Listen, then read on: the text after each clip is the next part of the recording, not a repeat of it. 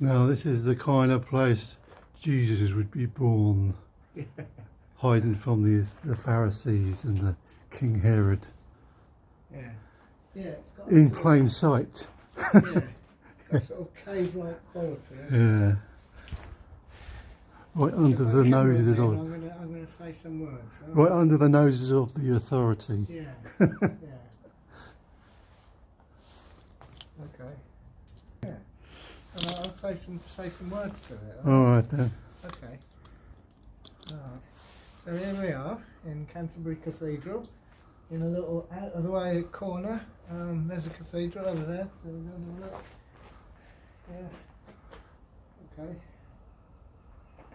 So this is the place where Thoma Becket was murdered. Thoma Becket. In 11, we're not. Oh, okay, he was born in either on the 21st of December, either 1118 or 1119 or 1120. So this could be the 900th anniversary of his birth. What Becket reminds us of is that it's occasionally possible to challenge authority, political authority, and win, because he sort of won and he sort of lost. He won in the sense that he lost in the sense that he got killed. He won in the sense that the king was made to do penance for his death and was actually flagellated in the cathedral.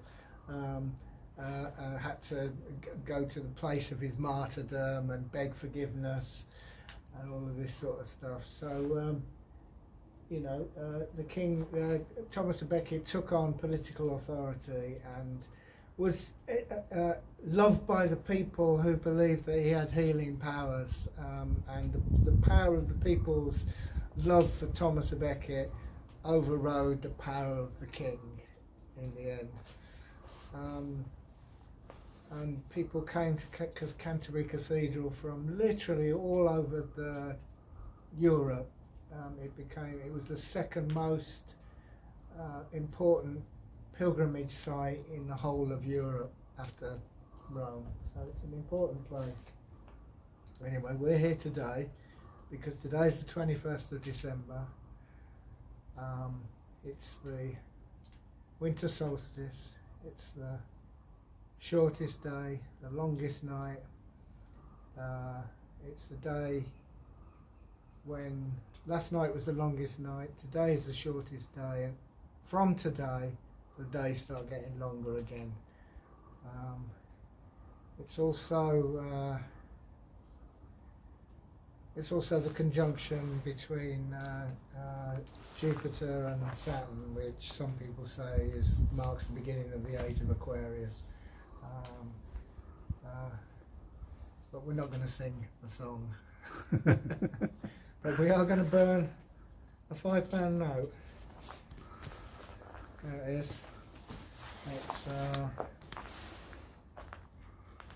an old £5 note.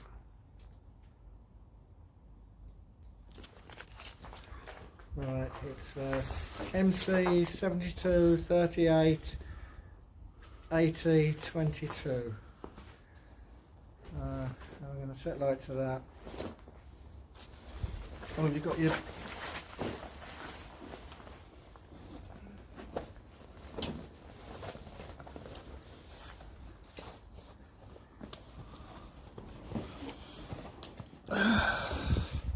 I've got my ceremonial candlestick burner with me for your use. Twist that. There we go.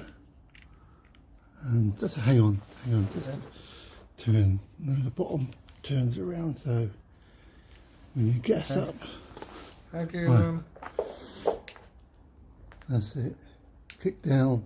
Hey?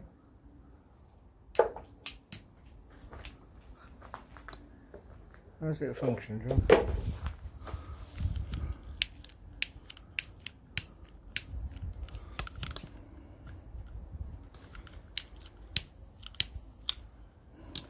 dear, it's not working.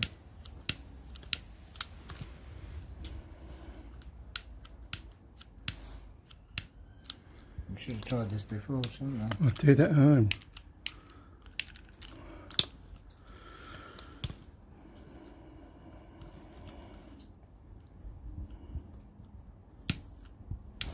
Oh, okay, here we go. Put the note. Put the note. Yeah. That's it, John. There we go.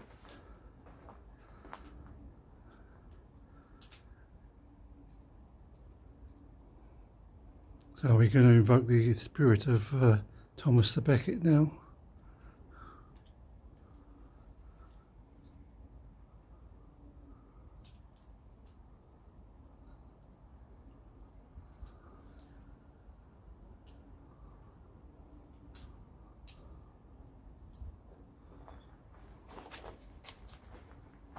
There's a little bit of it left, look. Oh no. There you go. Our burnt offering. Yeah, burnt offering. And our invocation to the spirit of Thomas Becket. Yeah, And all the great martyrs who stood up to the establishment. yeah. Mm. And it's also a reminder that money itself is a spell. Yes, it is. Cast over us. And by burning it, we break the spell. We do. So all those people out there who say money burning's a bad thing, Yeah, think about it twice. yeah. Okay. Right. I'm going to let the ashes go now into the world. And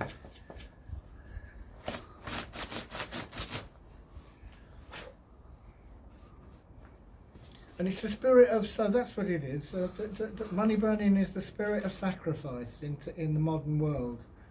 You know, just as in the ancient world you might have sacrificed a goat or a sheep or your son, your eldest son, or a slave or something like that. In our modern world, money can represent anything, and by burning it, we're sacrificing, in a sense, we're letting go of it represents our own sovereignty, and by burning it, we're giving it to the gods, are we not? Mm. You know, however you conceive the gods to be. It's also a form of shackles that keep us bonded to those who have powers of us. So it's kind of a release, I feel, kind of thing. Yeah, that's right. Yeah, the mind forged manacles, as William Blake had it. And yeah, money binds us to the system, you know, and by burning it, we in that moment we say we put a little chink in those shackles, don't we? We say, for this moment we're not allowing money to control us, you know, because we're giving it up. Giving it up, exactly. Yeah. I don't know if there's anything else we need to say, really. There were going to be a few other people here. Rick West and Naomi Woods, a couple of others maybe, but unfortunately because of COVID restrictions we weren't able to gather as a group, so it's just me and John. And I suppose that's the other significant thing about today. So we're talking about breaking the spell. We're breaking the spell of money, but perhaps we're also trying to break the spell of COVID and it's not so much whether we think the disease is real enough. It's certainly real, but the use of it by the establishment has been to control us and limit us and turn us against each other.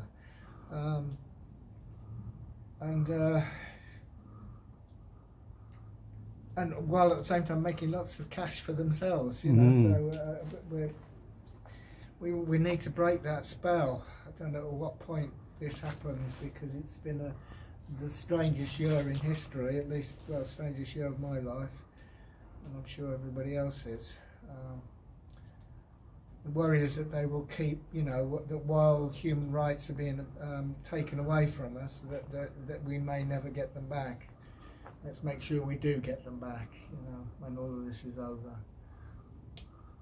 That's the last thing I want to say, I think. Thank you, Chris. Okay. Excellent. Blessed be. Blessed be.